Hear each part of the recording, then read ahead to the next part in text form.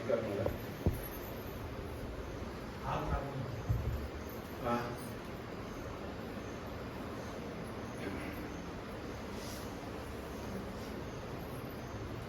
त्या रेकॉर्ड केलेल्या भाषणामध्ये मला जे सांगायचं होतं मी सांगितलं.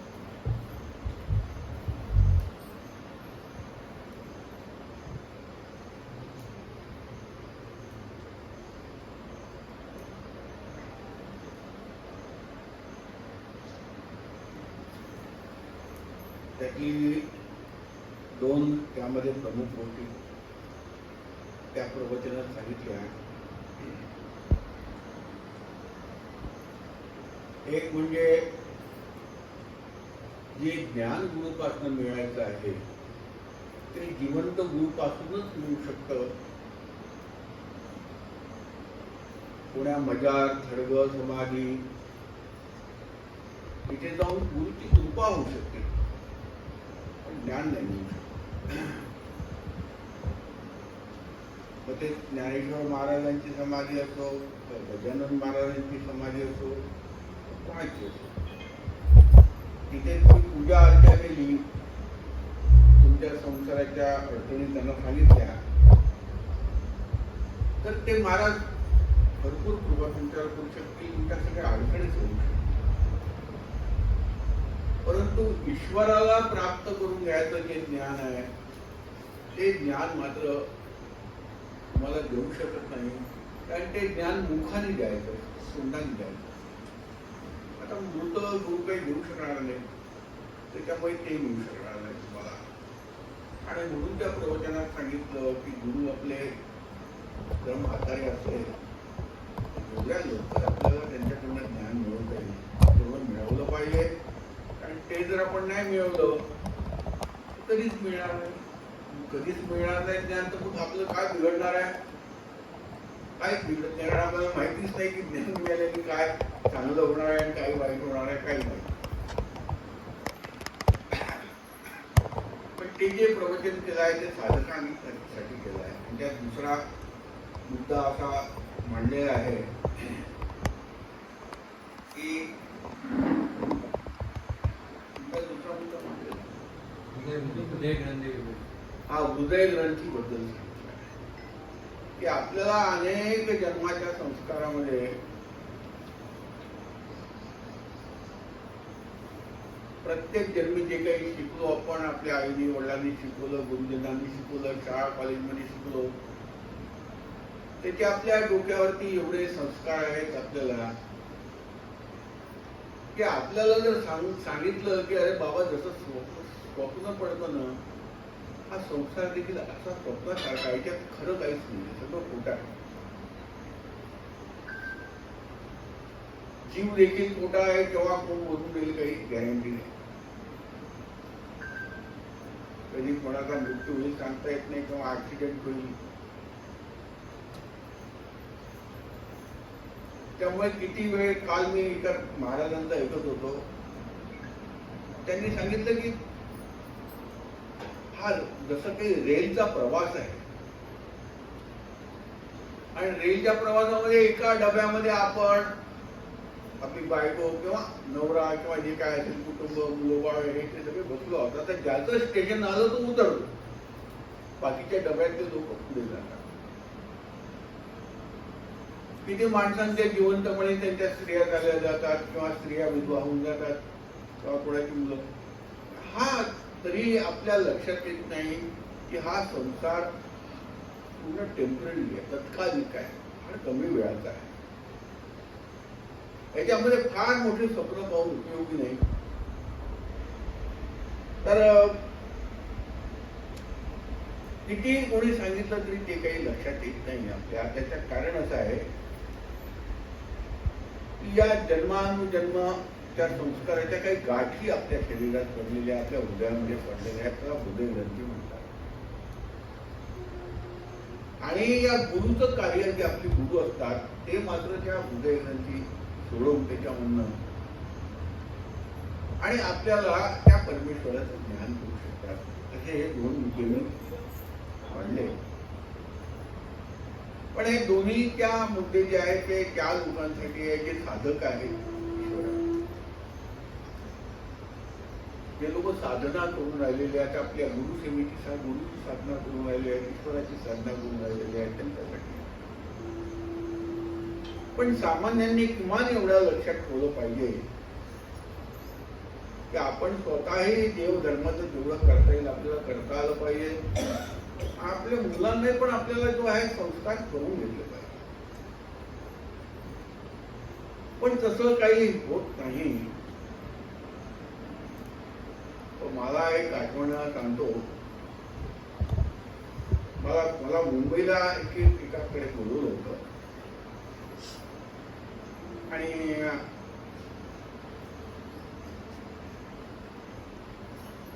तिथे मी समोर बसलो होतो, समोरच्या त्यांच्या ड्रॉइंग रूम मध्ये.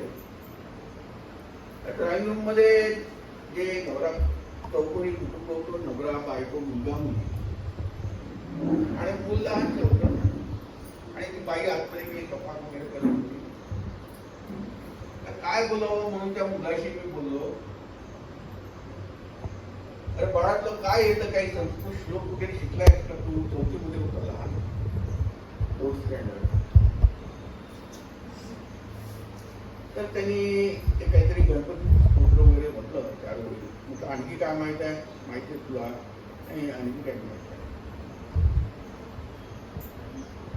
म्हटलं तुला ते सकाळी म्हणता येईल का? करागरे बसते लक्ष्मी करमध्ये सरस्वती करमूले तू गोविंद प्रभाते करदर्शनम, तुला म्हणता येईल का? त्या सभागृहातून त्याच्या आई बाहेर आली. मला तिने ऐकलं सगळं. गुरु महाराज कुठे तुम्ही त्याला सांगता म्हणे, त्याला अभ्यास करायला वेळ मिळत नाही. इतकं मोठं होमवर्क त्याला शाळेमधून मिळतं, घरी आल्यावरती परत त्याला स्वतः त्याच्यावर बाबला हे त्याचा अभ्यास त्याचे वडील येतात.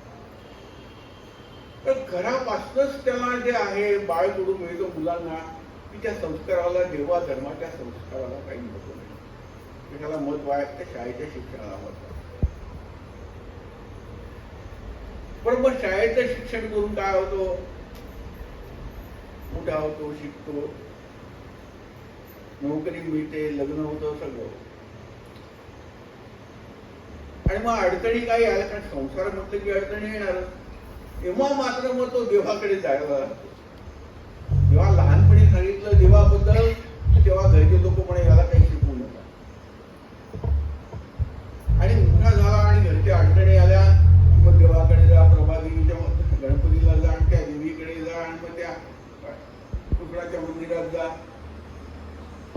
आणि तोपर्यंत ते मुलं जे आहे त्या मुलांवरती संस्कार राहत नाही, त्या देवाबद्दल आणि धर्माबद्दल पण म्हणजे आतुरती जिव्हाळा राहत नाही. त्याच्या दुर्लक्ष करतात. तर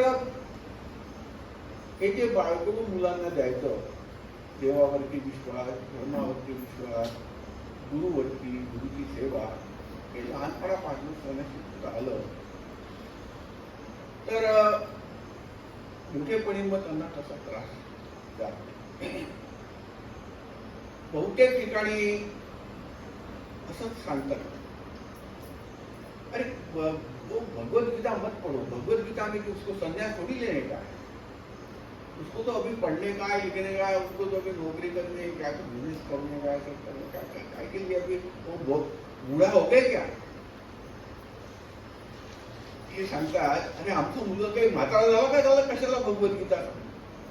म्हणजे भगवद्गीता देवाचं नाव घेणं फक्त म्हाताऱ्यांनी करायचं, तरुण मुलांनी करायचं नाही असं त्यांना वाटतं. त्याची एक गोष्ट मला आठवली म्हणून सांगतो. एक गोष्ट अशी आहे की एक राजा असतो आणि त्या राजाला याचा नाद असतो, आपला नाच गाणे ऐकायचे, दारू प्यायची आणि रात्रभर करमणूक आपली करायची. तर त्याच्या राजाचा जो मंत्री असतो त्याला त्याच्या राजाबद्दल फार जिव्हाळा असतो की अरे याने असं नाही केलं पाहिजे, कशाला हा सगळं काय याच्याकडे काय कमी आहे, हो तरी देवाचं नाव घ्यायला पाहिजे. मंत्री जेव्हा जेव्हा राजाला सांगतो की महाराज हे किती रोज रात्री हेच करतात, रोज काहीतरी तुम्ही करा, एक तासभर तरी देवाची पूजा करा, देवाचं नाव घ्या, नमस्कार करा, काही दान धर्म करा. तर राजाला माहित होतं की हा माझ्यावरती प्रेम करणारा, माझ्या चांगल्यासाठी सांगतो. राजा त्याला म्हणायचा हो करायचं आहे ना आपल्याला, एक दिवस सुरुवात करू, पण थोडंसं थांबून राहील, 8 दिवस 15 दिवस सुरुवात करू. असं करता करता 15 दिवसांनी सुरुवात करू, 1 महिन्याने करू. मग आता हे येऊन राहिलं शिवरात्री. शिवरात्रीपासून राजाने सांगितलं 1 तास हे बिलकुल जे आहे शिवराला अमृत वाचणार आहे. ठरवून टाकलं. महाराज तुम्ही काही आपल्या याला सांगितलं मंत्र्याला, तुम्ही काही काळजी करू नका, मी मात्र आता देवाचं नाव घेणार. शिवरात्री गेली, होळी गेली, काय सगळे, पण त्याला पाहिजे असं असं असंच चालत राहिलं त्याच्या जीवनामध्ये. त्याला खूप आवड होती दारू प्यायची, थोडीशी नशा आली की ते डान्स पाहिजे, त्या मित्र त्याचे ते जमवले होते त्यांच्यावर हसणं फिरणं, त्याच्यात सगळा आनंद होता. असं करता करता तुमच्यासाठी काळ कोणी थांबणार आहे? काळ कोणासाठी थांबला नाही. तो तुमच्यासाठी थांबणार आहे का? तो राजा असो, रंत असो, की कोणी असो, काळ थांबत नाही. एक दिवस हळूहळू हळूहळू जे आहे राजाला वृद्धत्व यायला लागलं, वय झालं. तेव्हा पुन्हा एकदा त्याच्या मंत्र्यांनी सांगितलं, म्हणजे महाराज झालं ना आता किती वर्ष, आता म्हातारपणे यायला लागलेलं आहे, आता त्या मुलींचा नाच आणि हे ते शोधतं का म्हणून जाऊ नये. एवढ्या प्रेमाने नाही खरंच नाही म्हणजे मला बंदच करायचं आहे. आता बिलकुल बंद करणार आहे. आपल्या या राजमहालामध्ये बिलकुल दारूचं नाव नाही पाहिजे, बंद करून टाका. त्याला असं म्हणत म्हणत तो टाळत गेला आणि त्याला अचानक तो आजारी झाला. आजारी झाल्यानंतर तरी पण त्याचं जे आहे थोडंसं जेवढी ताकद होईल उठून ते डाग घालणं सुरू करा. अशा परिस्थितीमध्ये राजाने सांगितलं, त्या मंत्र्याला एका ब्राह्मणाला बोलवून घेऊया, त्याला विचारलं. त्यांनी ब्राह्मणाला विचारलं, म्हणे महाराज मी तर जे आहे अजून काही केलं नाही आहे, काही देवा धर्माचं नामस्मरण ईश्वराचं केलं नाही, पूजापाठ केलेलं नाही आहे, देवाची स्तुती केलेली नाही आहे, काही कधी केलेलं नाही. ब्राह्मण त्याच्यापेक्षा राजापेक्षा विद्वान. त्यांच्या ब्राह्मणाला तो राजा भरपूर दक्षिणा देणार. त्यांनी सांगितलं नाही नाही नाही काळजी करू नका महाराज, अहो शास्त्र सांगते की एक नाम एकदा जरी तुम्ही नारायणाचं नाव घेतलं तरी तुमचे सगळे पाप जन्म भरायचं नष्ट होत आहे. हमारा शास्त्र क्या बोलता है, एक बार भी भगवान का नाम लिया तो फिर पूरा तुम्हारा पाप नष्ट हो जाएगा. अरे म्हणे मग फार चांगला.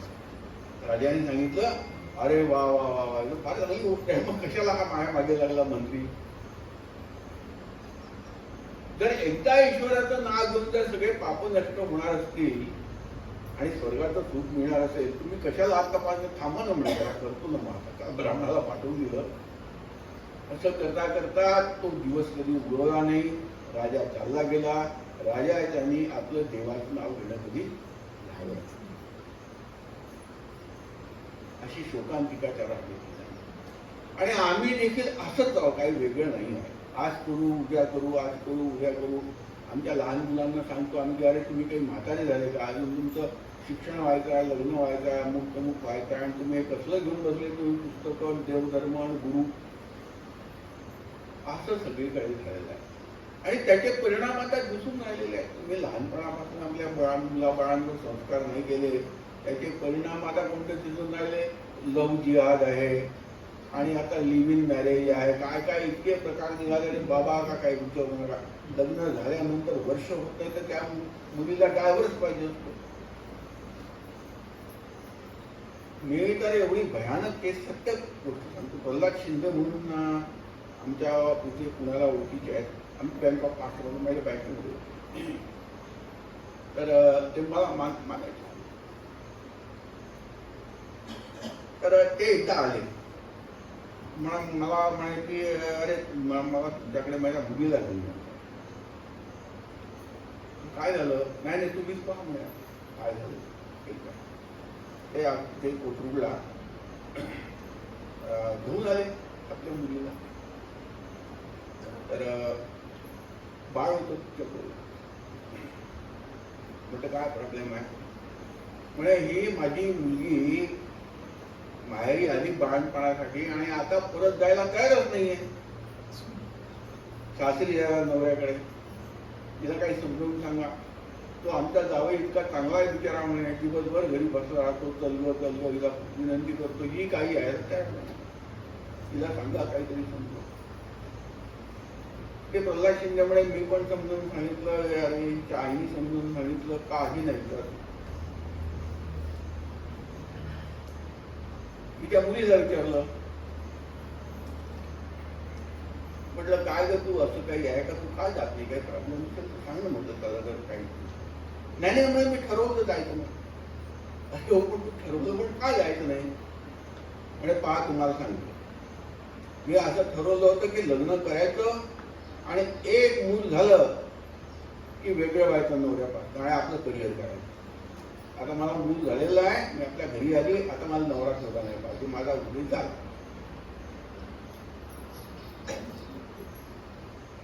मला आता सासरी जायचं नाही, मला नवरा नको, मला माझं मुलं आम्ही दोघं जण जगू शकतो आरामात आणि करिअर करायचा आहे, पैसा कमवायचा. तर मी तिला सांगायचा प्रयत्न केला की म्हटलं असं नसतं. आपल्याकडे चतुर्विध पुरुषार्थ सांगितले आहे, धर्म अर्थ काम मोक्ष सांगितलं आहे. त्या मुलींनी जे आहे नवरा बायको मिळून सगळे करायचं असतं. ती मला म्हणे काका तुम्ही मला काहीतरी शहाणपण शिकू नका, हा सगळं माहिती आहे, तुम्ही म्हातारी काय करता. बरोबर ठीक आहे. अशी पिढी जर आलेली आहे त्याचं काय कारण आहे? त्याचं काय कारण? आणि अशाच जर पिढ्या होत राहतील तर हा धर्म कुठे जाणार आहे, देव कुठे जाणार आहे आणि कोणते संकट पुढे पाहावे लागणार आपल्याला.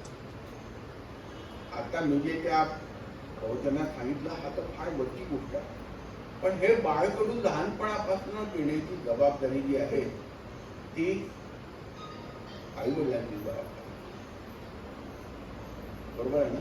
तिथे आता आई वडिलांना ते इंटरेस्ट उरलेला नाही तर त्या मुलांना काय सांगणार. पण त्याचे परिणाम जे आहे दिसून राहिलेले आहेत आणि हे जे पाश्चिमात्यकरण होत आहे त्याचे वाईट परिणाम. तर मला आजच्या गुरुपौर्णिमेच्या दिवशी एवढंच सांगायचं आहे की जसं आपण इथे आलात कार्यक्रमासाठी गुरु महाराजांच्या, दूर दूरून आले, कोणी पुण्यावरनं, मुंबईवरनं, कोणी आपल्या तिकडे हरिद्वारवरनं महाराज आले, ते हैदराबादवरनं साहेब आले. जसं तुम्ही मला गुरुचं महत्व कळलेलं आहे, त्याचे अनुभव पण तुम्हाला आलेले आहेत, तर तसं तुम्ही असं काही तुम्ही लोकांना सांगावं, असं काही प्रचार प्रसार या संस्थेचा सुभेचा करावा, गुरु मार्गाचा करावा, जेणेकरून जास्तीत जास्त लोकांवरती हे गुरुचे संस्कार होतील आणि लोकांवर संस्कार झाले ते आपल्या मुलाबाळांवरती होऊ शकते, संस्कारी लोक. आणि हळूहळू जे आहे त्या पुढच्या ज्या पिढ्या आहेत त्या आता आपल्याला बिघडलेल्या दिसतात त्या चांगल्या होऊ शकतात. आपण जर असा विचार करू की नाही नाही माझ्या एकट्याच्याने काय होणार आहे, तसं नाही आहे. माझ्या एकट्याच्याने काय होणार आहे असं म्हटलं, जेव्हा सगळे करायला लागतील संस्कार तेव्हा आम्ही करू. आम्ही एकट्याने कसे करायचं? त्याची पण एक मोठी सुंदर कथा आहे ती पण सांगतो. पाणी त्याची कथा अशी आहे,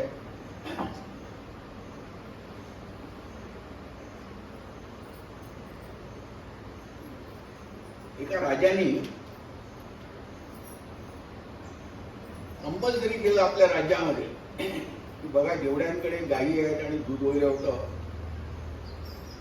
तर त्या सगळ्यांनी एक एक लिटर दूध उद्यापासून आणून जे आहे हा इथे मोठा टँक ठेवला ड्रम त्याच्यात टाकायचं सगळे कंपल्सरी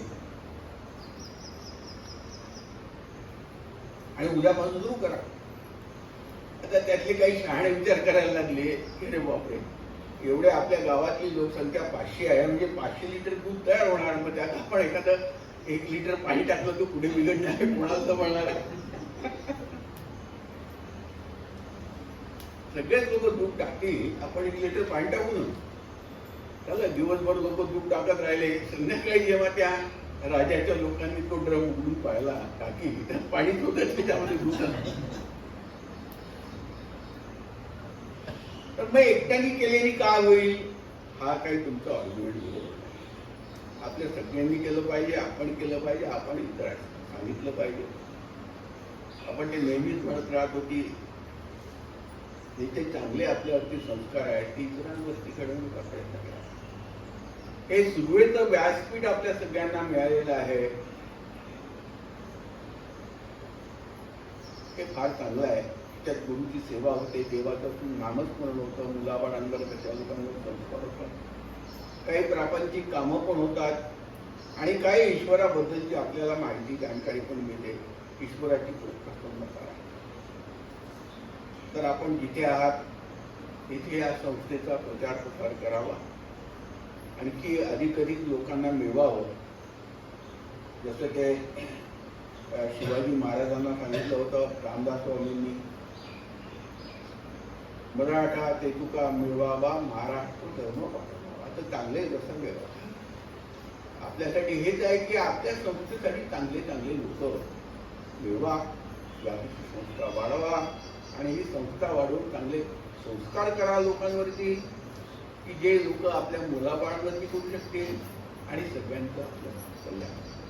तर या गुरुपौर्णिमेच्या दिवशी सर्वांसाठी म्हणून सामान्यपणे जे काही दोन शब्द मला सांगायचे होते मी सांगितले.